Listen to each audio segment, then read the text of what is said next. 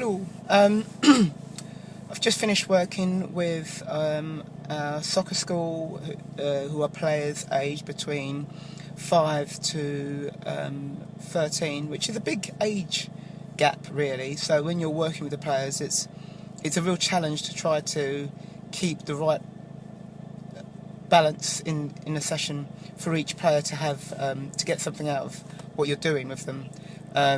So that's our soccer school, and I also work with the under 16 boys, and we've got a game on Sunday, which is tomorrow.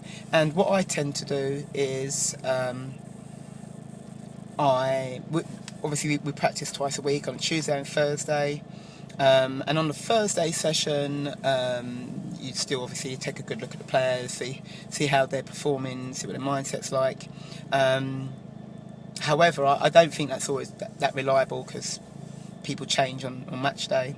But on a Saturday morning or mid-afternoon, about midday, I would send a text message out to each of the players and their parents, asking them to confirm by a certain time whether or not they're available for the game on Sunday.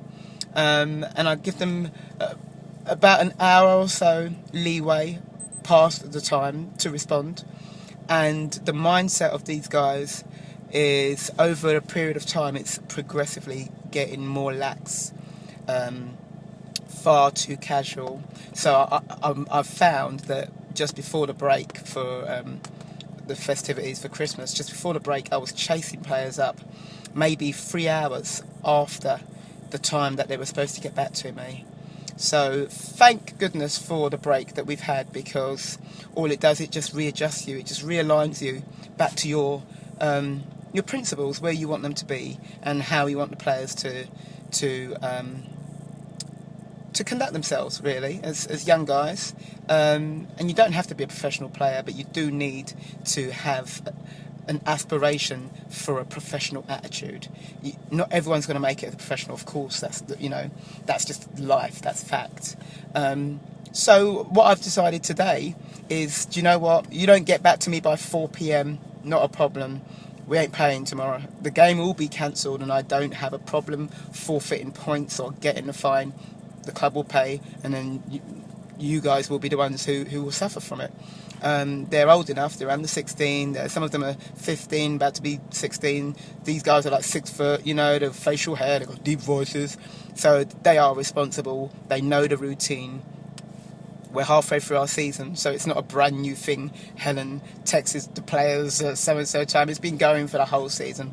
So what I've done, taken advantage of the break and just had a really nice, relaxing time and come back bang on it, really fresh, really focused, very, very competitive, and that has to filter down to the players. It has to, or I'm wasting my time working with them. So the standards these are the standards that I'm setting for you, and I have to stick to them. Mindset is a major, major challenge with these guys, having it consistent, and I think it's probably like that with most players. But to be honest with you, that's not my experience. It's only these guys that I've noticed it with. So let's see what sort of response we get. If it's not a favourable one, I'm not going to be going out to play tomorrow with 9-10 players, and I'm not going to be chasing guys at 9 p.m. Are you available? Do you know what I mean? It's like, no. So mindset, grassroots players, that they have to really, really fix up.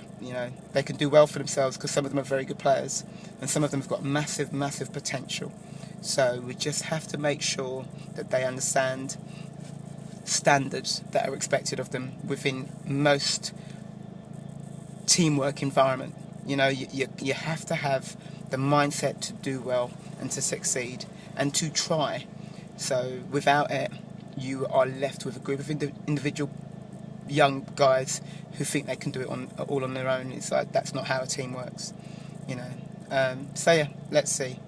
But in saying that, the soccer school guys today were wonderful, and it's really nice to have a mixture of players to work with, so you don't get too fixated on one specific group, especially if things aren't going your way.